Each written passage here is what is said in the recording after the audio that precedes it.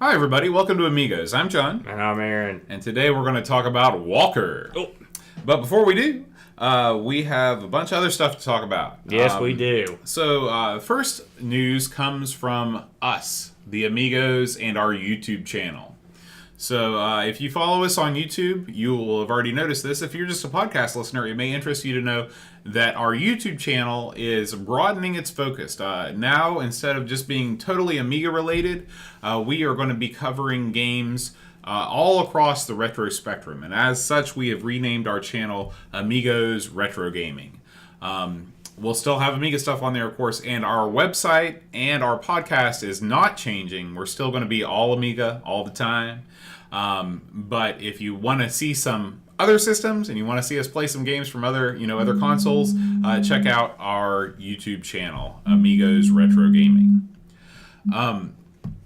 So, Aaron, we have some feedback from last week. No, let me brace myself. I got my drink here. So, you remember last week we had our mega mailbag segment. Absolutely. I'm sure that long segment. And Paul Harrington wrote in and he said, "You guys got a lot of sweets and crisps that I've been missing since I moved to Norway from Northern Ireland after meeting my fiancée in Oslo while touring with my rock band." Wow, now, what a life. Yeah, let's reread that. So he moved to Oslo where he met his fiancée while he was touring with his rock band. Sweet. Sounds just like us, right? His rock band's called Escape Fails, by the way. Escape Fails, and their tracks are available on Spotify. So Escape Fails. Yeah. All right. And he says, "My first Amiga was a 1200, which my brother and I got for Christmas, along with North and South, which we loved. Some Olympic game with horse jumping. I don't know what that could be. Yeah, that was Summer Games. Is that 1 or 2? All right. Yeah.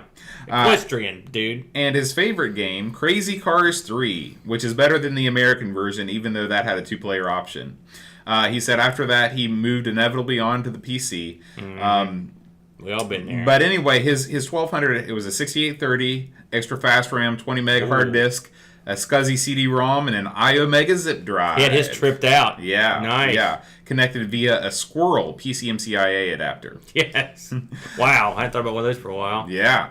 He said, "We also enjoyed connecting to BBSs in the internet." Where he emailed Team 17 asking for help and hints for the Spirus Legacy, which is a game I'm not familiar with by Team 17. I'm not either. I'll be honest with you. I don't know that one. He says, "Thanks to both of you for the show. You're doing a great job. If there's one suggestion, it's to lift your microphone off the table. It picks up the vibration of glasses and things hitting the table." Well, we were unable to lift our microphone off the table because, to be honest with you, I'm not sure how to do that.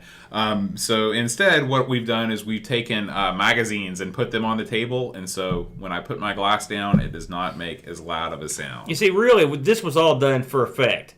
We want you to have the experience that we're all sitting at the pub. It's the ambient noise. That's right. I've got my, what am I drinking here? Some moss flavored booze, moss and dirt. The boat's fired up here, and we want you to get that bar feel. That's right. Later, I'll be throwing up and then smacking boat around to complete the illusion. Yeah.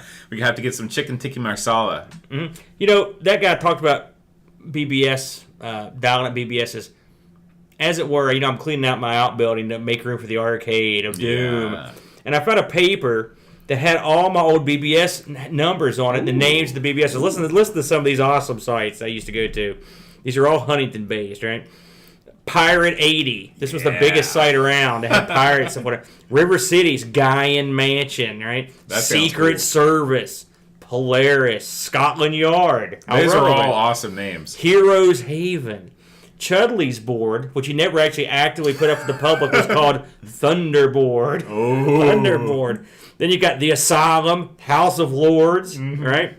King's Corner, Bubbly Orange, Hackers, Chuck's Place, Hillbilly's Haven. You got to have that one, right?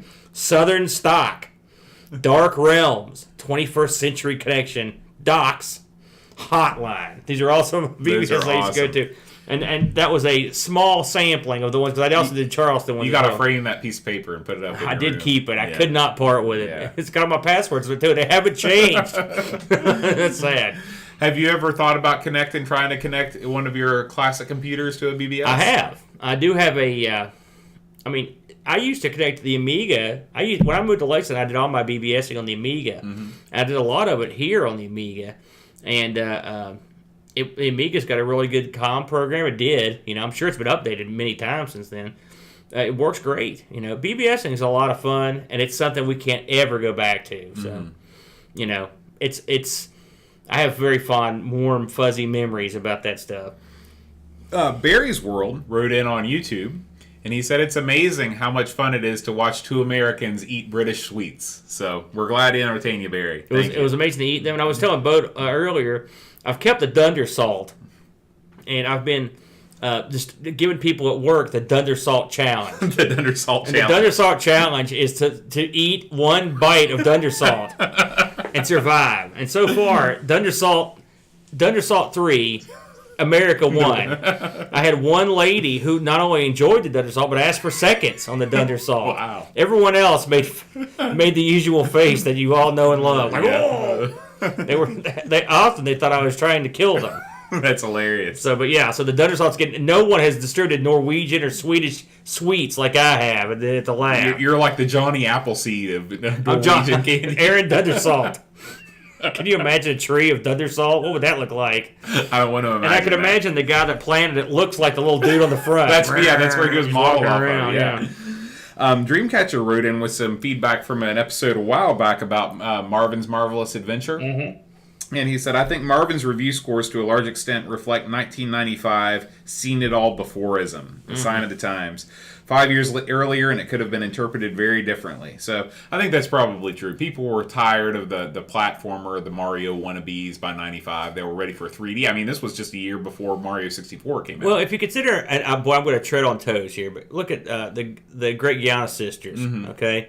This was a heralded game when it came out. I mean, I heard about it a ton, and it's still held high. Yeah, right? I mean, they're still making remakes. If you compare it to that, like it's nothing. It's not nothing. Right. It's nothing. It was just, and I noticed that he's right. If you look at these, we've seen this time and time again when we do games that were out in the arcades a long time ago, or finally made it to the Amiga from another system, like your Mortal Kombat and stuff. They don't judge them on the merit of the game. They judge it like, well, these were out. This looks a lot like that, or this was out years ago here. This is when you look back in time, like we do, and I try to look at this stuff with a fresh view, and you think, man, Mortal Kombat, for example, was a pretty darn good game if you consider what you're playing it on. Right.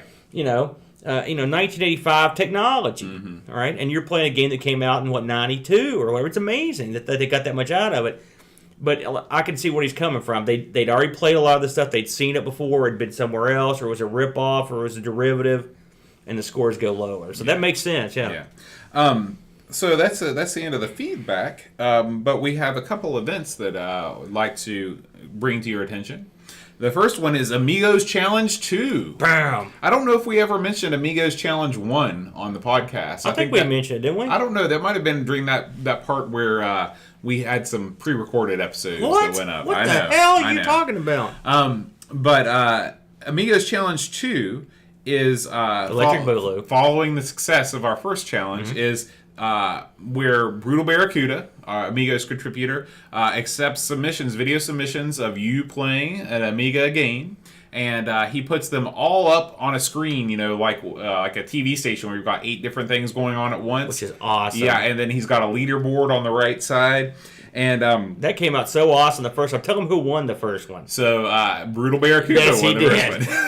Yes, he did. Suspicious, but still. No, he smoked us. I was glad not to come in dead last. Well, I don't know who came in last. I know who came in below me. It was this guy here. I was dead last. You were ham and egging it, both. No, I'd played Jaguar once before. This is a racing game. It's not a Sunday drive.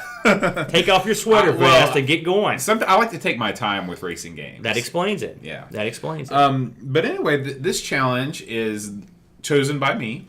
And I chose the ultimate in video game prowess. How good are you at the Footbag event in California Games? One of the most hated events in all games is the Footbag event, or the Hacky Sack, if you want to TM it there. Yeah, and so if you would like to submit your best score, just go on over to the everythingamiga.com forums, and there are full details on how to submit your video and achieve greatness. It'd be awesome to get like tons and tons of people playing. Yeah, we want to get tons of people involved because it's just a lot of fun. We had quite a few for the first one. We did. I was surprised. I mean, we got, and the thing is with the the foot bag challenge. In this case, probably just kicking the foot bag a few times get you in. Just get you in the top 10 because it's so freaking hard. You know, it's funny because I played the game a million times in a row, and there was one game. You mean that score you got wasn't the best one you got in the first try? And there was one game where I got a little bit higher than the rest of the games, and I figured that that's probably the best I'm ever going to do. Quit while you're ahead. Yeah. Yeah, I have not attempted foot bag yet, which sounds like a martial arts move. It is. I'm looking forward to putting you down again. All right. I'm hoping to break into the top 6. And congratulations to Eric, who's in the chat. He came in third. Nice job. Challenge 1. Yeah. I will say, I got to give the Double B credit. The video he put together was outstanding. Yeah, I mean, there were animations. I mean, it was crap. The Dunder Salt made an appearance. Dunder Salt was in it. And it was neat to watch everyone go at once. Mm-hmm. That was an awesome. I'm not going to lie, I've not played the Jaguar game before. And if I did, it was just like a cup of coffee type of deal. Pretty good game, actually. I mean, is it the best racing game up on the Amiga? No, but it ain't bad. It's not bad. You know, and it's sort of fun. And when you're actually going against other people, it makes it even more fun. So yeah, I enjoyed it immensely. Cool. And then the other event is there's a contest going on right now in the Amigos magazine. So, Kickstart. Yeah, Kickstart. If you download Kickstart issue 6 from everythingamiga.com, you can enter to win tickets to Revival, which is a UK retro gaming show coming up soon. Freebies. Yeah, free tickets. And I've heard these shows are tremendous. Yeah. Have you seen video from them? I have. And they look. Man, they bring in big guests. Yeah. I mean, of course, the UK is just sort of a hotbed. They get everybody. They've still got a lot of people living around there that were in the scene. And so make sure that you check out Kickstart issue 6 off everythingamiga.com. On newsstands now. And free. Totally free. Totally free. Totally free. Let's move right on over to the news. First news comes in from Paul Harrington. Paul says, not sure if you heard already, but I just read that Factor 5 are back and they have acquired the license to Turrican.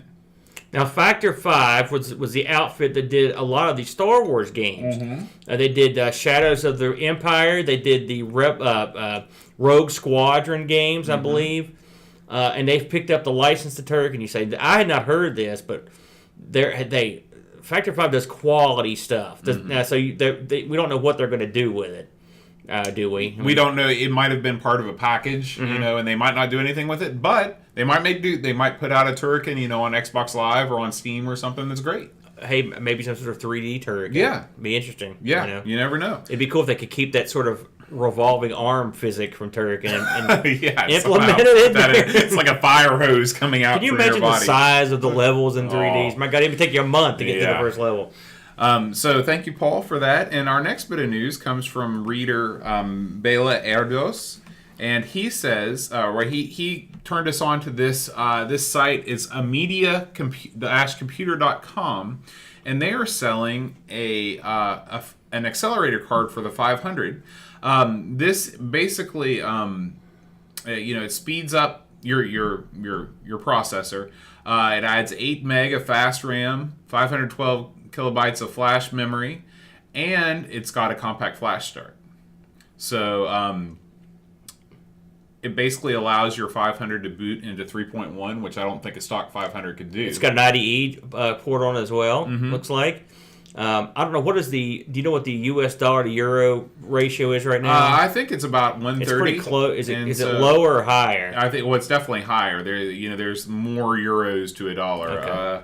EUR to USD. Let's see. It is, but it's pretty close. Yeah, isn't it? 1.9. So that's about you're looking at $185. Yeah, that's not bad. Yeah, it's a traditional accelerator board. It's not like a Vampire or something like that. Right. And it plugs right into the sidecar slot. Now, I wonder if they're going to have a cover for that thing.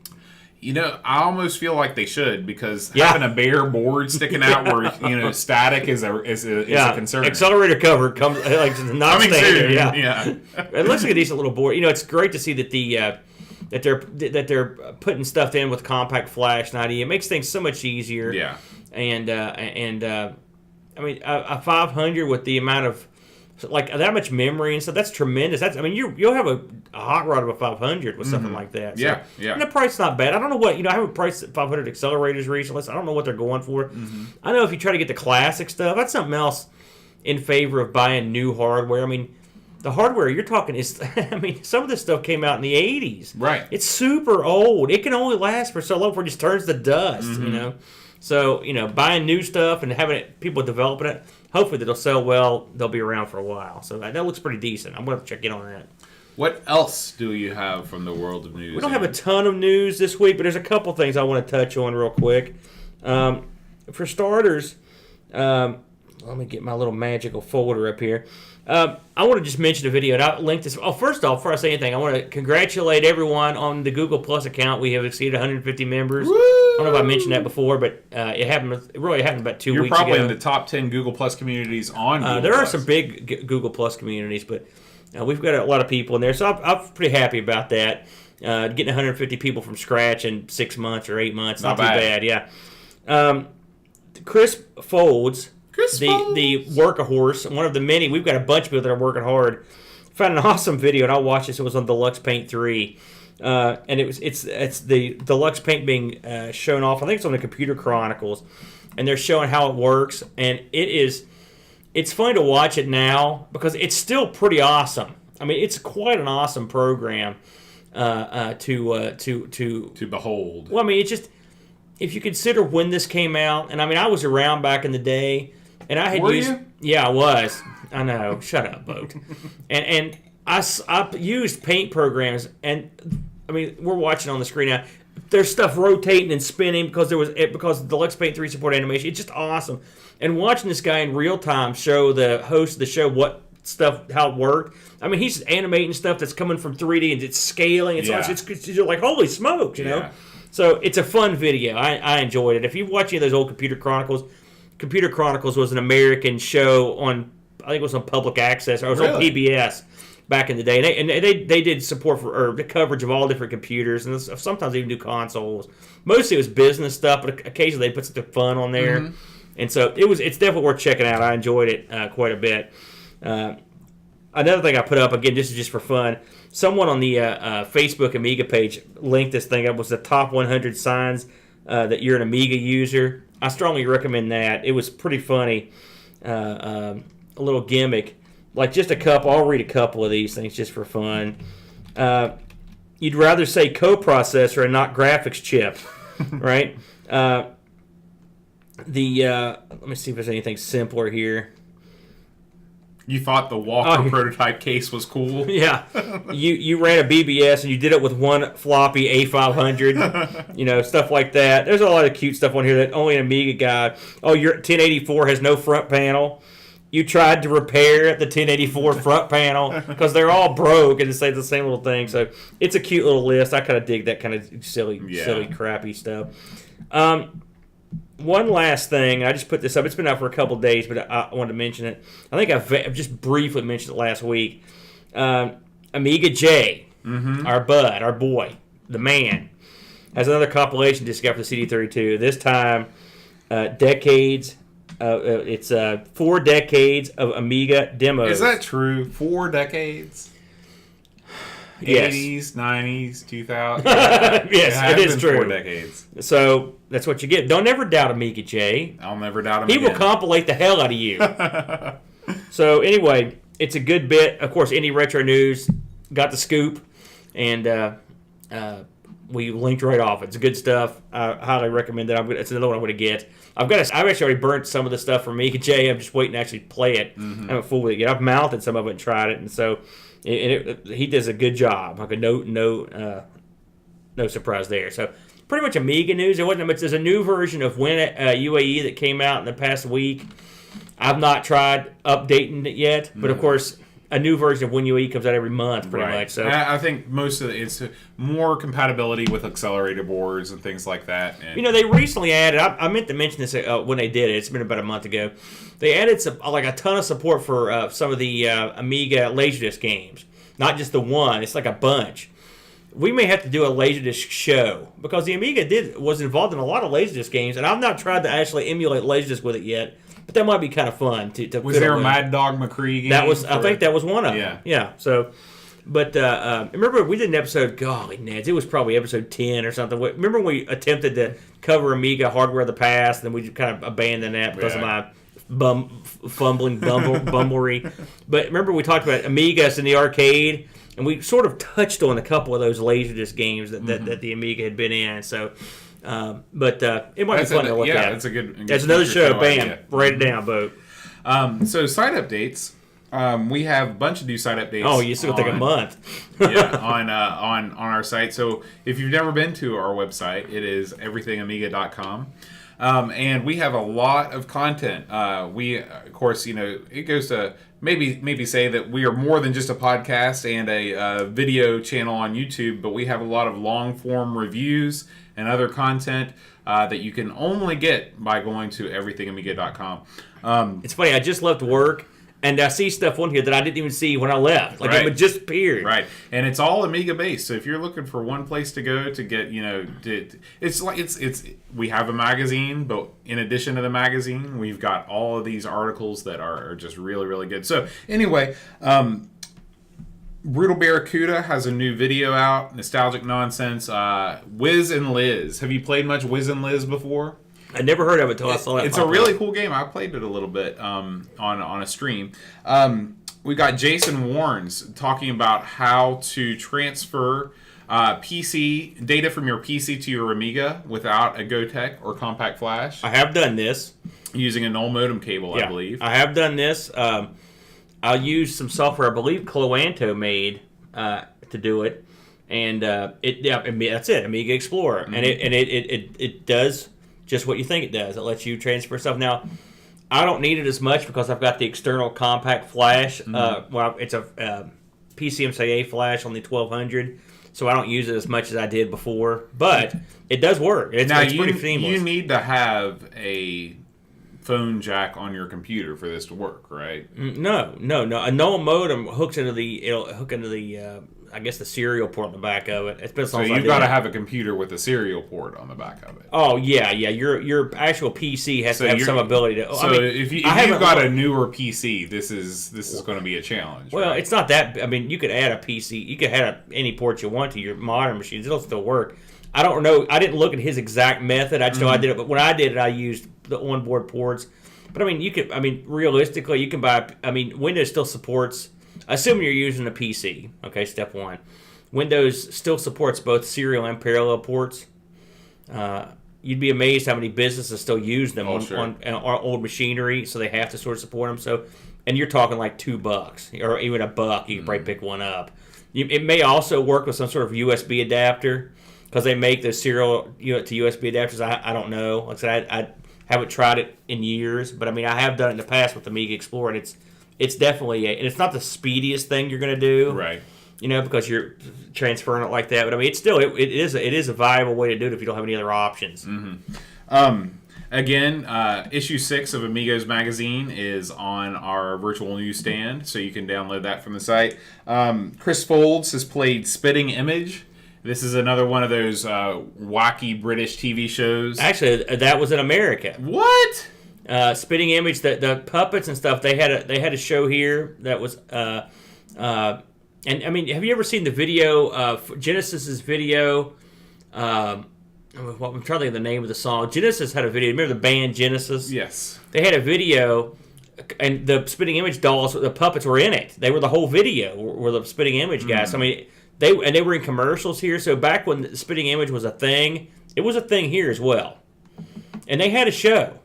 I don't remember the name of it. It may have been Spitting Image. I think it was on Saturday nights. I just assumed that it was a British thing. It just seemed very British. I'm assuming it is, but I mean, we did have it. Okay. We absolutely had it. Dreamcatcher has written long-form reviews on both Bill and Ted's Excellent Adventure and the Star Wars in honor of May the 4th, the Star Wars games for the Amiga. Which, hint, hint, we'll be probably doing something in the future on that. Yeah. We're a little late we're tardy for the party on it, but it's amazing how young Keanu Reeves looks. Did you see the Bill and Ted movies? I did. I saw them as a youth. What was it, 40 years ago? Good Lord, I'd have been 5. Like 20 years ago or so. Definitely more than 20 years ago. 20 years ago was the year You 2000. did. So you have seen them both. Yeah, I saw Bill and Ted. Let's see, Bill and Ted 2. I'm trying to remember what the. That's the one where they had to fight Death, and Death was the guy, the white face guy in the robe. I want to say that I only saw the cover of the VHS tape at Video Vault. I've seen them both, and the second one is not as good as the first. Neither one of them are like what I would call spectacular. But this is when George Carlin was like super cool. Everybody loved him, and he was in it. Yeah. So it had its moments, but they were both. Wasn't he like God or somebody? No, he was Rufus. He was their sort of their time travel buddy. Because I remember it was like, oh yeah, be cool, Rufus, or something like that. Wow. Say it like Ted. Let me hear you say it. Which one is Ted? It doesn't matter. Oh, be cool, Rufus. Wow. That's how I say it. It's eerie how similar you and Ted sound. I believe that we're spirit animals. Is that what it is? Yeah. Wow. Neil is back with Bit Generation Part 2, which covers, this is a long-form series covering the non-Amiga world of video games. He started out, Generation 1 was the very early days, and now moving into Generation 2, we have the Channel F, the Studio 2, 2600, Astrocade, etc. Ooh, Astrocade. If you want a good read, I mean, he goes through the initial lineups, the game lineups for each system. He talks about the innards of what was going on as far as the hardware goes. He's really put a lot of time into this series. Yeah. I love this stuff. Of course, you know me, and I've got. It's funny, the early consoles. I don't have a lot of those. Mm-hmm. If you're like, for example, the Channel F we were talking about. Astrocade. I remember seeing Astrocade given away on Starcade back in the day, the game show. And I was like, ooh, Astrocade sounds good, and then it's not, but it sounded good, Or there was another one. I'm trying to think of the other computer. They gave another computer on where I was like, man, this sounds great, and it was another one that was crap, So, but that's the way it goes. Yeah. So all that stuff available 24/7 over at everythingamiga.com. Yeah. Don't forget, we've got a thriving forum scene. If you want to get into some Amiga chat, go check that out. Or give me some hints about what to play. Yeah. Well, I've made a list of everyone that's given me a suggestion. So far, I've done one. There's an entire forum dedicated to ask Aaron what he should play next. Is there? There is. Not really. Well, it's Amigos Plays recommendations. Yeah. Okay. So, you ready to talk about the game this week? I'm ready, Walker? man. Let's do it. Okay. I'm excited about this one. So, why don't you tell us a little bit about the history of Walker? All right. Well, let's get the preliminary stuff down. I picked this one, all right, to play, and I'll tell you why. Picking this one is exclusively because of my ability here recently to play these on something that's not my Amiga. I have to say, because as you know, my Amiga mouse doesn't work, and so I've not got to play this for a long time. And I never had a version of Walker that wasn't in PAL, and so if you've played Walker, you can imagine how difficult it would be when you can't see the bottom third of the screen. Effectively, You're just shooting in the air. It was real tough. And I'm thinking about putting something together. I don't know how well known this is over in the UK or Germany or in Europe, but of course, when we play PAL stuff over here, 99% of the time, the bottom third of the screen is gone, and so it's moved. Everything's moved down. It's the worst part about living in America. That's wow. It's a deep cut right there. Yeah, that's deep, all right. But so you get used to this after a while, and you can live with it most of the time. Some games are virtually completely unplayable. You can't. Postman Pat can't. And play. Something else is like, it's not like the mouse will go past where the screen is, and you can just sort of kind of guess. I mean, that's as far as it goes, and you just can't access that part of the screen. It's real weird. So this is one of those games I never got to play it until the past week and a half. I've never gotten to play this thing in all of its glory. I never had a disc version that was in NTSC. I think one was released, but I don't have it. I never even tried to download it. I should have. So anyway, I rigged my gimmick up to play this, and I have to say it was so much more fun. So Walker came out in '93, 3 discs on this one. So. I read that and I was like, man, that's a lot of discs. I was going to say, that's kind of a lot of discs for the kind of game that this is. And I've read that it was a lot of swaps. So your mileage may vary. Developed by DMA, Design Games, and published by Psygnosis. Everybody loves them. DMA, of course, Lemmings, and the multitude of Lemmings that came after it. They also did Blood Money. They did Menace. They eventually became, I believe, Rockstar North. I believe is what they are, and are still doing the business. And so it's not like they went away. They just got bought, and who wouldn't buy them? So, what is Walker? We should probably get into that, and then I'll get a little bit of history, because it's pretty simple to sum it up. The Walker is a large mech, all right. And for those that don't know what a mech is, and this is a mech, and I'll explain why. I read where they supposedly got their influences on this thing, but I'm not buying it because. Okay, let me tell you where I think they got their influence. Okay, go ahead. That thing in RoboCop. Yes, with a but, and you're talking about the Ed 209, right? Okay, that's exactly what it looks like to me. Okay, so if you've ever played the game Mech Warrior or BattleTech, you play giant robots with armaments that overheat if you use their armaments too much. That's this game, effectively. You have an Ed 209. In fact, it's almost, some people say it looks chicken-like because it's got these big feet, and you stomp around this thing, and you've got a machine gun, and you use it. You've got unlimited ammunition, but eventually you'll overheat your gun barrels. You have to let them cool down before you can shoot again. Right. Okay, that's that. And you stomp from right to left, which is unusual, and you blow up ground targets, air targets, and targets that repel, and every other target.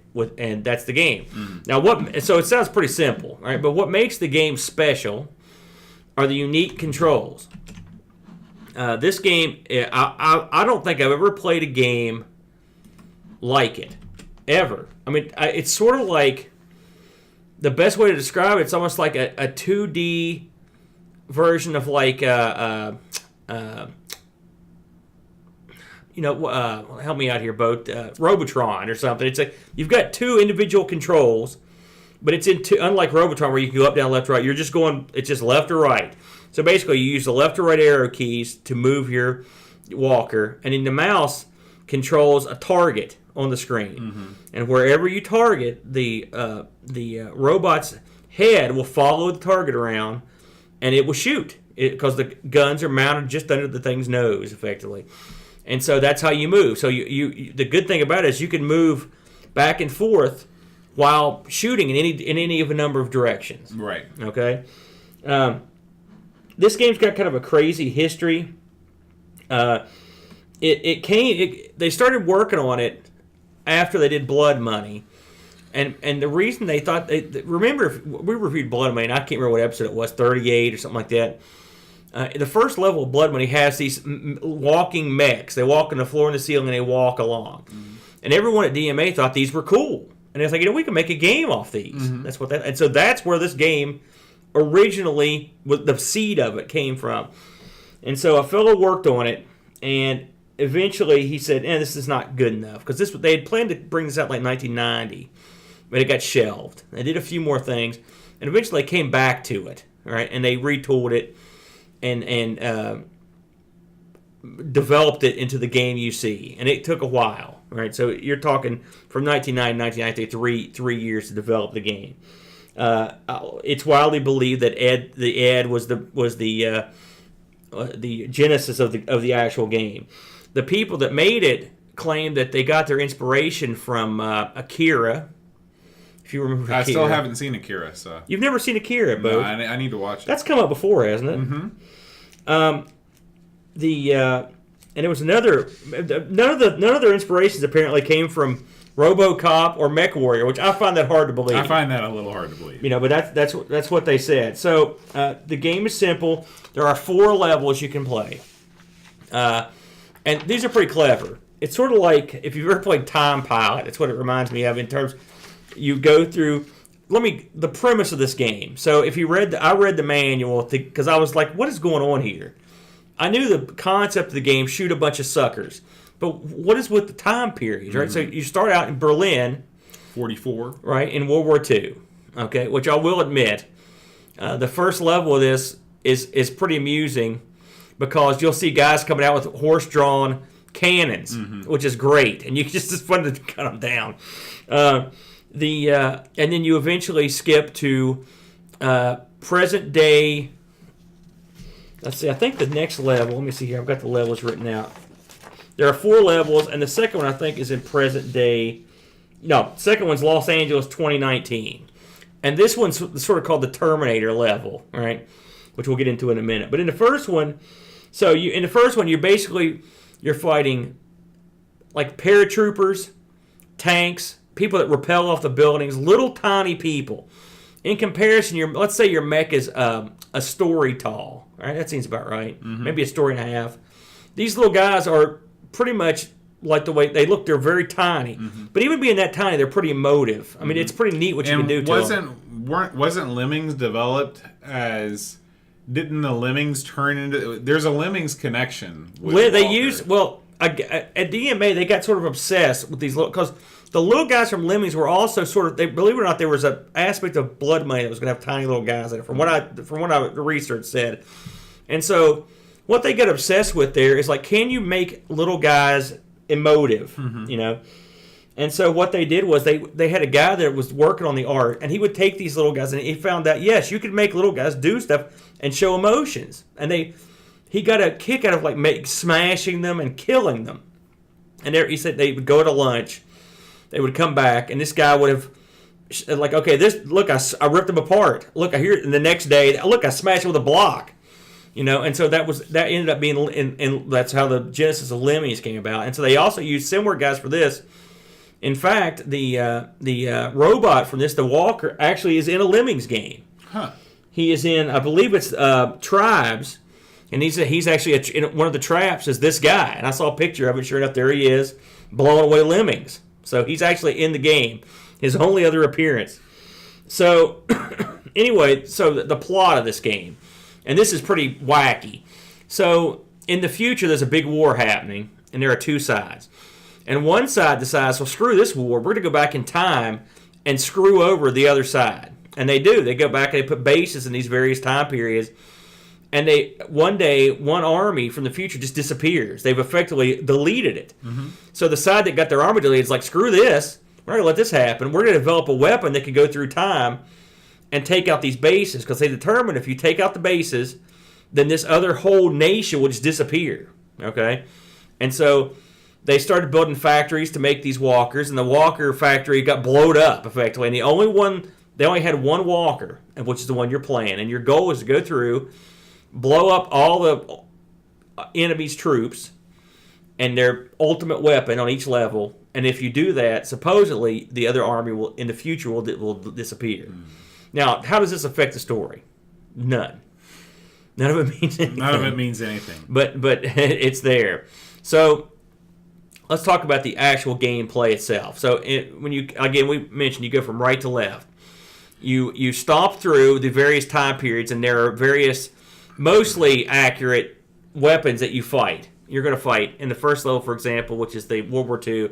You fight tanks. You fight horse-drawn carriages. You fight these real old planes, bombers that will drop bombs on you.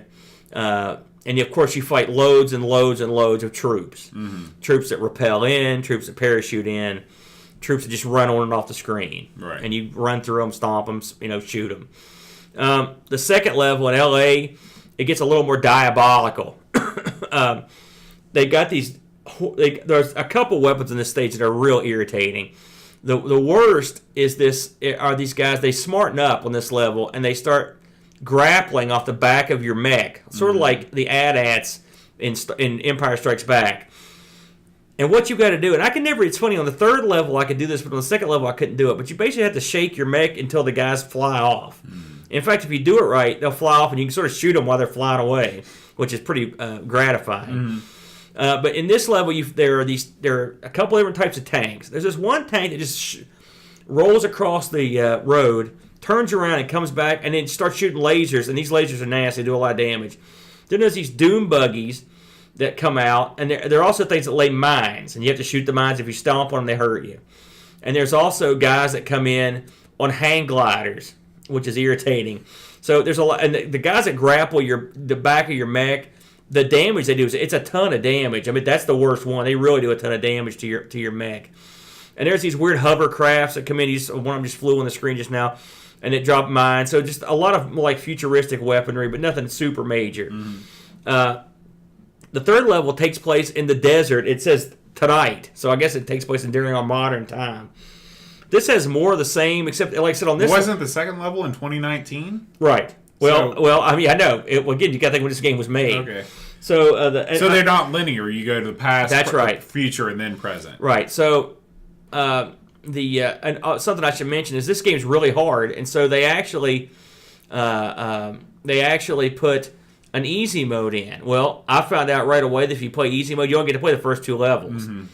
I managed to, without cheating, I could get to the second level, the second stage, and then I got killed. I had to cheat to see the rest of these. So the third stage, like I said, it's sort of like in the desert. It's sort of more of the same of the second level, except the grapplers are easier to contend with, you know. And there's a few different weapons, and the last level is the Great War 2420. And that one is you're fighting guys like these guys that hover. There are helicopters that transform into tanks. There's UFOs. There's these weird sort of I don't know what you call these things. They're sort of like flying mines or something. They kind of just come at you. You know, the tanks. Everything here's laser based and stuff. So at the end of each level, you fight a boss. Sorta. The first level, you fight these like I don't know what you call them, like missiles. I guess I don't know what they are, like V2 rockets or something. Because it's Germany, 1942. Mm-hmm. So, and you just shoot them. That part I thought that was a pretty easy boss. They just kind of come up and you blow them away. The second boss is nutty. It's a bulldozer looking thing that launches hang gliders out of it, hang gliding dudes, and then you have to blow those away, and you have to blow the bulldozer away. What it is it's like a magnet. No, that's the third. That's the third level. That's the third level. Oh, yeah, okay. that what you're looking at there is the magnetic crane boss. Okay. Now this is actually, I thought this is my favorite boss. A bunch of like missile launchers and tanks will come on the screen. You blow them up, and this thing will pick up their carcasses and try to drop them on you. Yeah, that's clever. Yeah, and what you're doing is trying to blow up the mechanism that works the crane. And then the final boss in the game is this giant, I call it a war UFO. It's basically what it is. It's a big, flying, like, super ship that's got like guns. Something out of R-Type or something it's got guns. It's deploying missiles and lasers, and it's got guys repelling from it. All these levels have dudes repelling from the sky. There's one level, like the first one was a big Zeppelin they repel from. You can fight the Zeppelin. There's a lot, like I said, mainly the bulk of your shots are going to go after little guys. Little guys are everywhere. It's kind of funny because you're such a huge guy. The first level, you're sort of romping and stomping over these guys, but eventually, there's so many on the screen that just overwhelm you. Yeah. And they can do damage. They throw grenades and stuff. Now, the ace up your sleeve is, and it's funny, it took me a couple places before I even used this, was the lock feature. And it helps a lot when you're fighting bosses or big stuff. If you hold down the left mouse button, you shoot. If you hold down the right mouse button, when you're targeting something, it'll say locked. And that means no matter what you do, you'll stay shooting that item until you release that right mouse button, and you just shoot and shoot and shoot until you blow it up. Mm-hmm. I found out about that early on. Yeah. I think I must have read it in the directions. Well, there's a thing on the screen that says lock on and lock off, and normally I'm not paying attention to that. But once I was like, what's this lock? And I tried it. I was like, oh, yeah, and I read the instructions. I'm like, oh, I'm an idiot. So, what did I've been jabbering on here. What did you think about the game, and what appealed to you and what didn't appeal to you? Well, I guess I can talk about the things that I didn't like first. Okay, the stages are too long. Even when I was cheating, it just took forever. It took forever to get to the end of the first level, so that sucked. I thought that the backgrounds were repetitive and boring. They were also sort of out of scale with the rest of your, like, you'd pass through doorways in the first level, and the doorways would be big enough for your walker to step into, versus the guys that are running at you are scaled appropriately.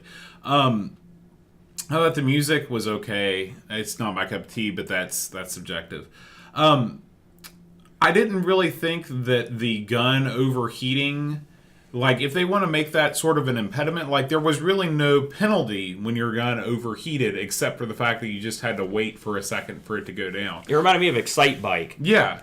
But when you're in Excite Bike, when you overheat, you pull over to the side of the road and you're immobile for a while. Right. With the gun, your gun never breaks on you. You just have to wait literally a second and it will go back down. So I thought that was kind of a useless feature.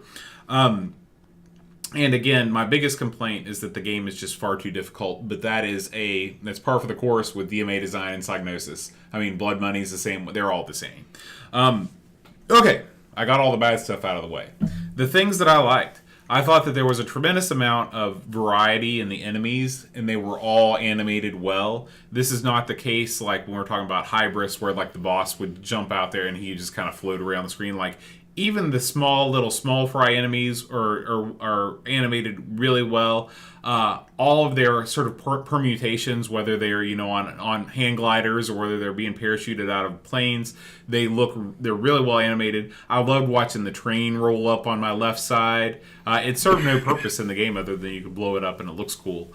So I thought the enemies, they did a great job of developing the enemies. Your walker itself, it's almost like the walker exists outside of time because the walker looks so much better. Like, the rest of the enemies, including the big boss enemies, are all kind of pixelated, but your walker is almost pseudo 3D rendered, almost like Donkey Kong and Donkey Kong Country. That's what it reminded me of. And I don't know exactly what technique they use to make him look that good, but it's not pixely at all. I mean, he rotates and he moves like effortlessly. It's probably some of the best animation I've ever seen on a game on the Amiga. Did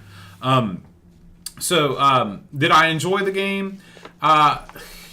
Kind of. I enjoyed watching the walker go. I always enjoy, shooting things. But is it a game that I would go back to? Probably not. I feel like I got everything that I could get out of it on first playthrough. I'm going to disagree with you there. I really liked it, actually. Let me add one more thing. Oh, yeah? The total absence of any sort of additional weapons is a huge minus. They could have made this game so much more interesting by just developing, a different weapon system, maybe depending on the era that you're playing in. Maybe in stage 1 you had this special weapon and add an extra gauge or make it something you pick up or anything. Right. Okay, back to you. Well, for starters, the backgrounds, I've read some different reviews where they were kind of on the backgrounds. I think the backgrounds are okay. The size difference, I think, it's a difference in scope a little bit. I mean, yeah, they're not perfect, but I mean, they're kind of set back a little bit. There's no possible way that scale works, though, because things are bigger when they're closer to you, but the background is farther away from you than the foreground. I'll admit it could have been done better. The perspective is totally wrong. It could have been done. It could have been done better, but I'm not paying that much attention to it when I'm playing, and as I look at it, and while I watch the computer play. It fits the mood. It's not perfect. But I think it's okay. It doesn't. I don't think it hurts the game. I just think it could have been done better, but it's not the worst thing. You don't think that it's bad that there's only one color used in the entire background? Well, these are war-torn areas. They use a lot of darker grays and blues and black. It doesn't bother me that much. Okay. And again, part of it's because what you said, the beauty of the walker can't be understated. It's a tremendous achievement to have that sort of smooth. I know that was eventually they worked it out in D-Paint 3, ironically, which we just talked about. It was a brilliantly done piece of art to get this thing to look like it does. Now, did they get this kind of art on everything on the screen? No, which would have been awesome. I think as far as Psygnosis shooters go, this is probably the most playable one that I've played. Mm-hmm. Admittedly, I'm not a great player on games like this, but there are no games like this, but on shooters. But on this one, like I said, right out of the gate, I was routinely getting to the second level every time, and like I said, I got to the second. And we should explain that each of the 4 levels is split in half. So there's 2 levels per time period. Okay, so I could get to the what effectively was the second time period's first level right out of the gate, which I think is pretty good. I mean, this game is hard. Don't get me wrong, and I was playing on easy, and on the normal level, which you have to play the other 2 stages, it is really tough. And that is something they missed the mark on, was having an extra weapon or a couple of different weapons would have. I mean, like if they just had like a blow everything on the screen up bomb that you could have deployed. Man, that would have went a long way, because you sometimes just get overwhelmed. There's just so much going on. Now, but that's something I like about it. Very few games have pushed this much stuff on the screen and have it look so good and be so diverse. You've got little guys rappelling. You've got, at the same time, you might have guys hang gliding. They might be running up from the ground. There's tanks. There could be 6 or 7 different types of items on the screen at once, and it all animates smoothly.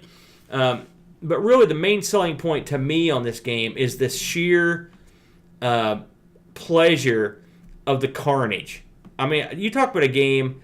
I came and played this the other night after I'd been out all day, and it really is very therapeutic to just go and just stomp the crap out of some little suckers. Now, maybe I'm crazy or evil, but I dug it. I really enjoy the carnage and the damage you do. And even if you're not kicking butt or not getting real far in the game, it makes it fun to go in there and just stomp a bunch of little guys' butts.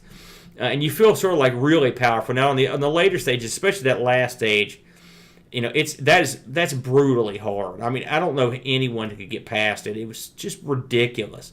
But on the first couple of stages, you've got a fair shot. And then once again, Psygnosis, and we've seen this in several of their games now, man, they come close to hitting the mark, but there's just a little flinch. Mm-hmm. And in this one, you're right. The lack of weaponry is the Achilles heel of this game. And really, there's nothing that could... if you look at the backgrounds in this, they're all sort of static, and they're sort of scrolling. You sort of see the same thing over and over. It's like the Flintstones. Even if they would just put in 5 more or 6 more and mix it up a little bit. Mm-hmm. They already had such a great core. If they would have just added those little touches, this would have been one of the all-time greats. Well, I will say... because the control scheme is great. It works perfectly. And it's very unique. This game was finished in a hurry, okay?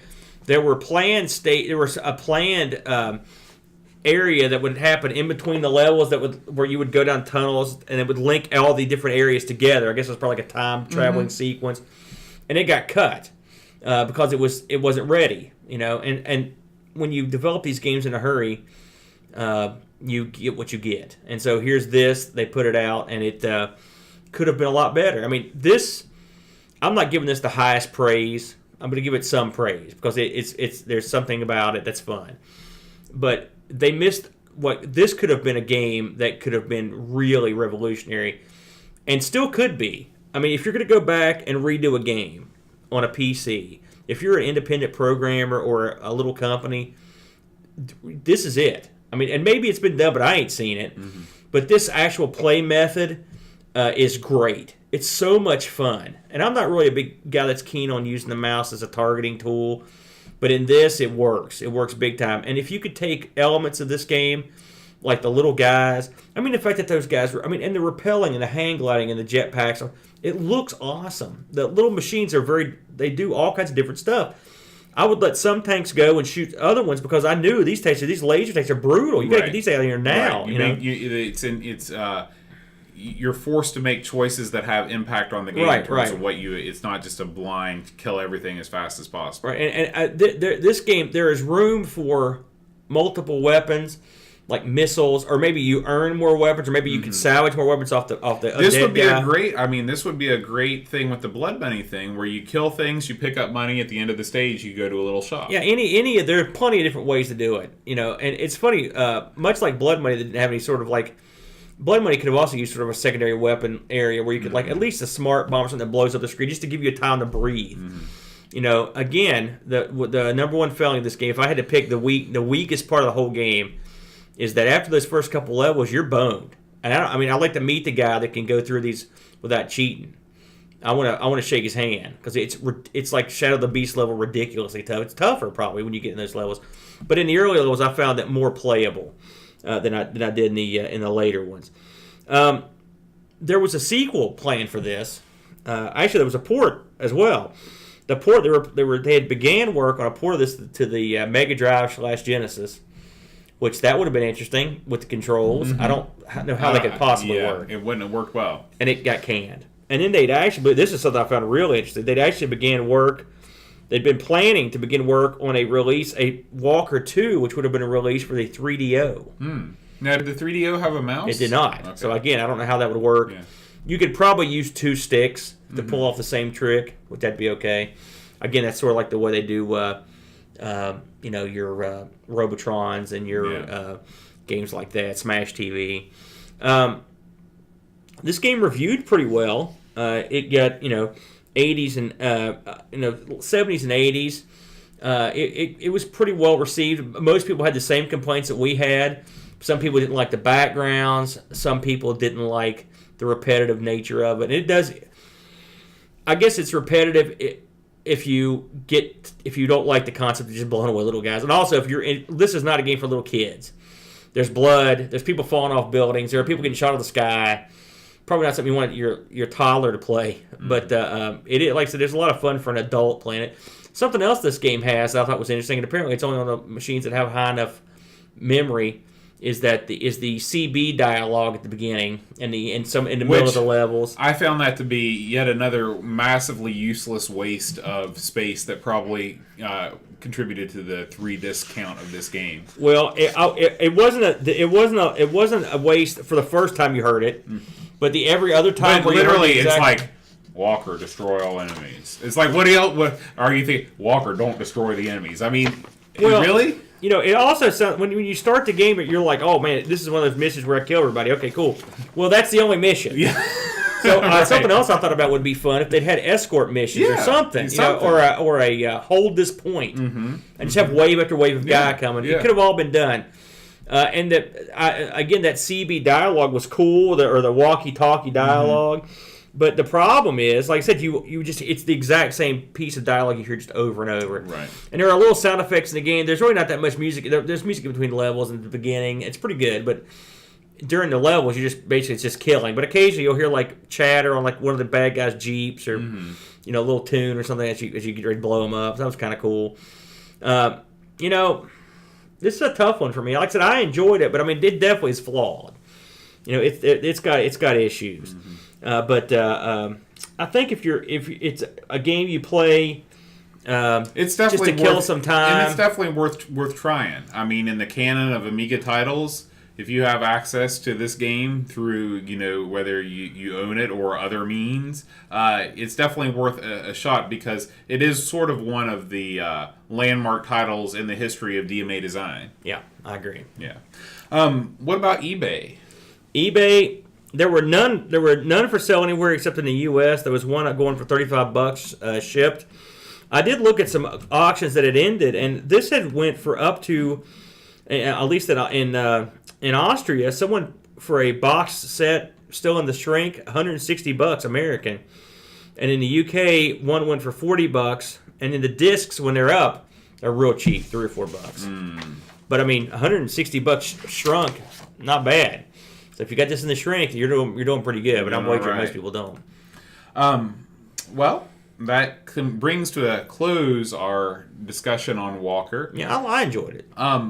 We do have a question. All right. Paul Harrington, he's got the Triple Crown tonight because he submitted a news item. What was the other thing that he did? Oh, he submitted a news item. He gave us his Amiga story, and he also has a question for us. All right, what's the question? Okay. So, it's a two-parter. I'll give you the first part first. What is your go-to meal that you can cook? Spaghetti. Easy. That's the one. You consider it whenever, That's my meal. I make spaghetti. All right. Yep. All right. Any accoutrements with it? Garlic bread that I put on a little grill that I don't make, frozen. I like frozen garlic meat bread. sauce. That's it. That's it. That's the whole ball of wax. Okay. For me, it's scrambled eggs and either bacon or sausage. Yep, good stuff. I can do that, but I'm getting spaghetti. Spaghetti, okay. And the second question is, what fast food hits the spot like no other? I hate fast food. I'm so sick of it because I'm all over the Kentucky, so I end up getting to eat at a lot of different places. It sounds like it'd be great, but you get tired of it. I'll tell you, I went to Popeye's Chicken yesterday. Love that chicken from Popeye's. But their biscuits are tremendous. So I will say right now, flavor of the month, the Popeye biscuit is the #1 winner for stuff I eat on the road. Well, I was about ready to say something else, but Popeyes is pretty darn good. The chicken was good too, but the biscuit, man, you can't I like beat their that. spicy chicken fingers, but probably for me, my favorite fast food, and I'm a late comer to this because they've recently arrived to this area, Five Guys. I don't like Five Guys at all. I figured you wouldn't. No, overpriced, not that good, in my opinion. I believe that they are the best hamburger that you can get in this area. I disagree. What I do you think Fat Patties is way better. No, Fat Patties is frozen, freeze dry, or freezer burned. And every time I eat at Five Guys, I get ill. Well, I've eaten there 3 times. I've gotten ill every time. I can't help you. Yeah, they got problems. I think they got some kind of weird stuff going on over there. And they're overpriced. They aren't cheap. I'll give you that. And also, They're I hate not their cheap. seating. What's going on there? This isn't a cafeteria. It's a restaurant. I hate the seating over there. It's like they have like, what do you call that? I don't know, like cafeteria level seating. Well, yeah. Well, It's hipstery as heck. Yeah, That's another I reason can understand like it. It's communal. That's one word for it. Yeah. All right, it's time. Oh boy. Patreon people, this one's for you.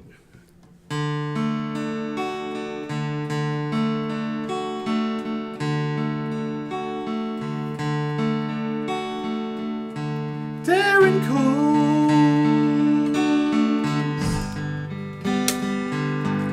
Neil Mansell, Brutal Barracuda,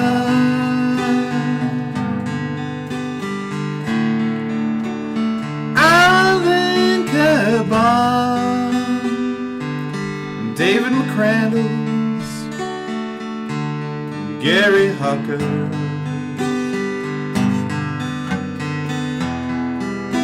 Will Williams, Ravi Abbott, Kim Tommy Humberstadt, Josh Nan and Jason Watts, Lane, Eric Nelson, Graham Vebke, Paul Harrington, Rob O'Hara, Lauren Giroux, Jonas Rulo, Kilborn Barman, Tapes from the Crypt, Adam Bradley, Chris Foles, Daniel Bingson, O'Brien's Retro and Vintage, Chad Halstead, and Brent Dowdy. What happened there at the end? Well, I didn't feel like going through another verse. It's kind of a slow burn. I like that song too. Well, thank That's you. the only one. I wrote it. You wrote that? I did. Which member of REM are you? Michael Stipe. Wow. You really hit the skids, pal. Well, No wonder you stopped touring. when I started to go bald, that's when. What are you trying to say? That's when it went down. That's when you're at your physical peak. I'd like to thank World of Long Plays also for that in-game footage that we put up on the screen behind us as we were discussing the game. Aaron, next week we're going to return. We're going to return to the clones. Uh-oh. You mean Return of the Clones? It's Return of the Clones. Oh. It's everybody's favorite Star Wars film, and it is the where we take a look at a multitude of games that are sort of like arcade games, but not quite. And it's one of those smorgasbord of Amiga goodnesses. So looking forward to that. As always, if you ever want to get a hold of us, you can reach out to us at questions@amigospodcast.com. If you would like to buy some fine quality apparel like the shirt Aaron is wearing tonight, I advise you to head on over to everythingamiga.com and scroll down to the bottom of the page where you'll see Amiga Tees, this graphic. And if you click on that, you can see we've got a whole store full of lovely Amigos and Amiga-related t-shirts. You can get the Maniac Mansion shirt. You can get our Staff and Supporter shirt. Or even a California Games Amiga 500 shirt. So head on over, or you can just go to tpublic.com/stores/Amiga Tees. I guess that's all the plugging we need to do. Do you have anything you want to say? No. I know one thing I want to say. Until next time, adios.